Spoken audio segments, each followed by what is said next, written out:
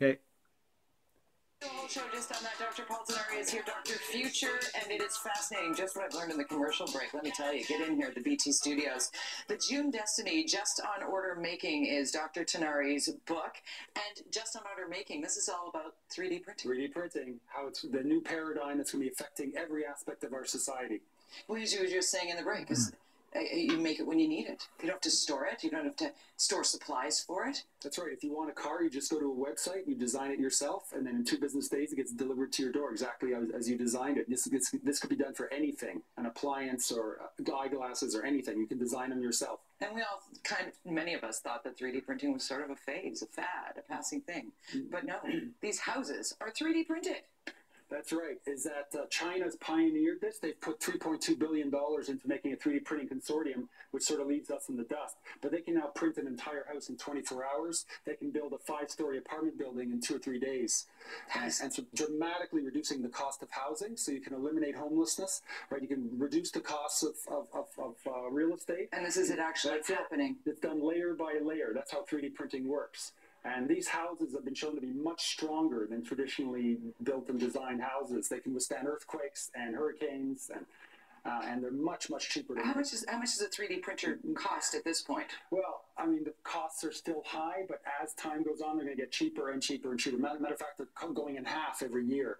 Really? The cost. So quickly. The Economist, which is not known to be an alarmist publication, said that anyone who says that there's going to be a 3D printer in every house is wrong. There's going to be a 3D printer in every room. Wow, Dr. Tinari, just blowing our minds here. Let's talk about solar power in Vancouver, because soon you say at some point all of us will be off the BC Hydro grid. Right, that's connected with 3D printing because you have molecular 3D printing, which can print at the atomic level to make highly efficient solar panels. These panels, instead of being 18 or 20% efficient like the ones you have now that you have on your RV, these will be 80% efficient. So every single house in Vancouver will be a power generator. So off the grid, but we'll still use the hydro grid to move power from building to building? That's right. So we move power around instead of supplying power. So talking about moving people, taxis with the Uber controversy, you say, why are we arguing about this? Because there's something bigger coming. Once again, it goes back to 3D printing. It'll be possible to 3D print electric vehicles, and electric vehicles are real game changers.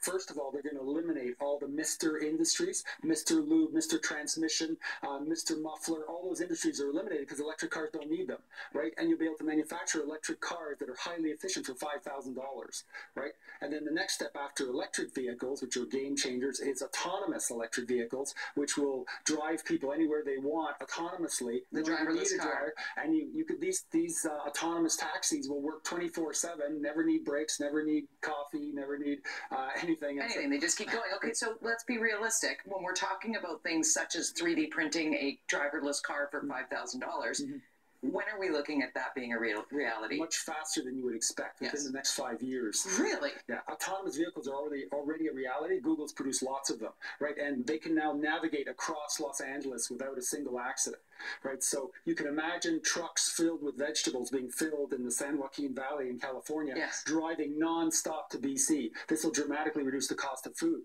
Wow, that is... And within 5 years, it just seems mind-boggling. But what was most mind-boggling in our discussions leading up to this interview was I grew up in a time where it's been drilled into our heads that overpopulation is the biggest concern on the planet. You say, not so anymore. No, there's over 40, probably closer now to 50 nations that are now negative population. So as I've said many times, Japan is losing 1 million people a year. Russia is losing 1 million people a year. Within the next 5 years, China is going to be losing 10 million people a year. This has not happened since the 1300s with the Black Death. Right. And this is not people dying of disease. These are old people are dying and not being replaced by new people. So what does that mean for economies around the world? It means that real estate's no longer going to be a viable investment because you're going to have empty houses everywhere. Within the next 5 years, you're going to see dramatic declines in population around the world. And by the end of the century, the population of the planet is going to fall in half to what it is now, probably down to 3 billion, which is the last time it was 3 billion was 1950s. So we will be looking at people as a commodity, wanting people to come to your country? And matter of fact, there's a number of books written by visionaries that have said that the biggest problem is going to be getting highly trained people in the future because there's going to be no people to do jobs. Incredible insight. Dr. Future is his name. His book is JOOM Destiny, which is just on order making, all about 3D printing. Dr. Paul Tinari, thank you so much for coming. Fascinating. 5 years. Boy, lots going to change really quickly here. We think it takes time to make these changes, but clearly not. 8:27, we are going to take a quick break, and then it is news after the break, including this.